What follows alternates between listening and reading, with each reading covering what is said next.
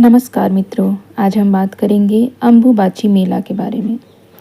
अम्बुबाची मेला असम के गुवाहाटी में कामाख्या मंदिर में आयोजित एक वर्षीय हिंदू मेला है। यह वार्षिक मेला मानसून के मौसम में लगाया जाता है, जो असमिया महीने आहार के दौरान जून के मध्य में पड़ता है, जब सूर्य मिथुन राशि में प्रवेश करता है। जब ब्रह्मपुत्र नदी उफान पर होता है, इस दौरान मंदिर के पास ब्रह्मपुत्र नदी 3 दिनों के लिए लाल हो जाती है। अम्बुबाची मेला देवी कामाख्या के प्रसिद्ध मासिक धर्म चक्र का उत्सव है। ऐसा माना जाता है कि मंदिर की अधिष्ठात्री देवी कामाख्या माँ शक्ति इस समय के दौरान मासिक धर्म के अपने वार्षिक चक्र से गुजरती है।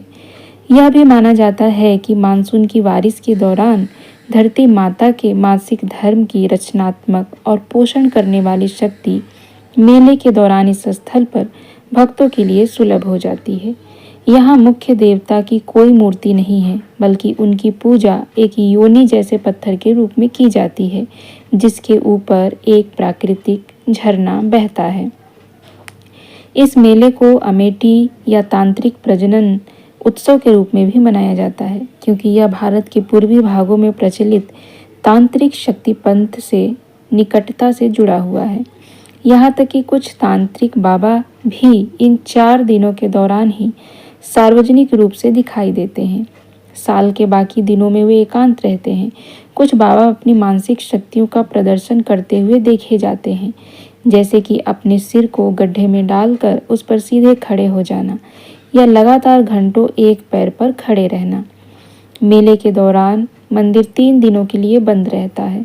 ऐसा माना जाता है कि देवी कामाख्या पारंपरिक महिलाओं के मासिक धर्म के एकांतवास की तरह 3 दिनों तक आराम करती हैं।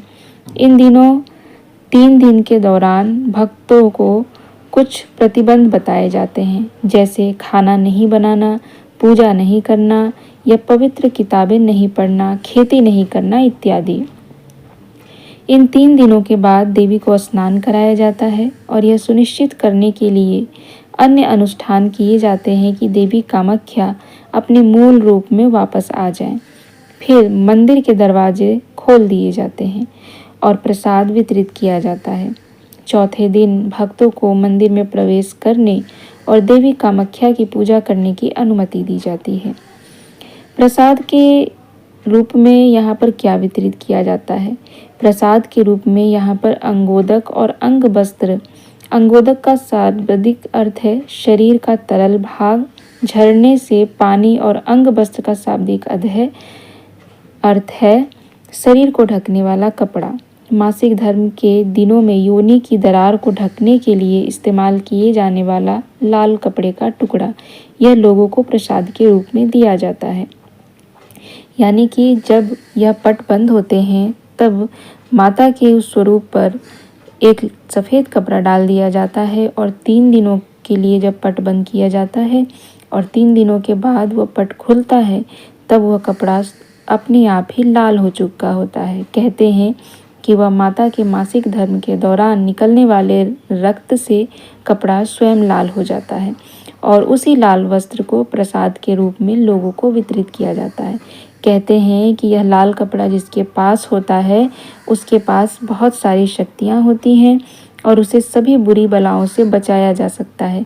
इसीलिए इस प्रसाद को पाने के लिए बहुत दूर दूर से लोग आते हैं, बड़े बड़े लोग आते हैं, राजनीतिक और बड़े बड़े महंत लोग भी इसको लेकर जाते हैं और सभी इसको एक शुभता के प्रतीक के रूप में अपने पास रखते हैं।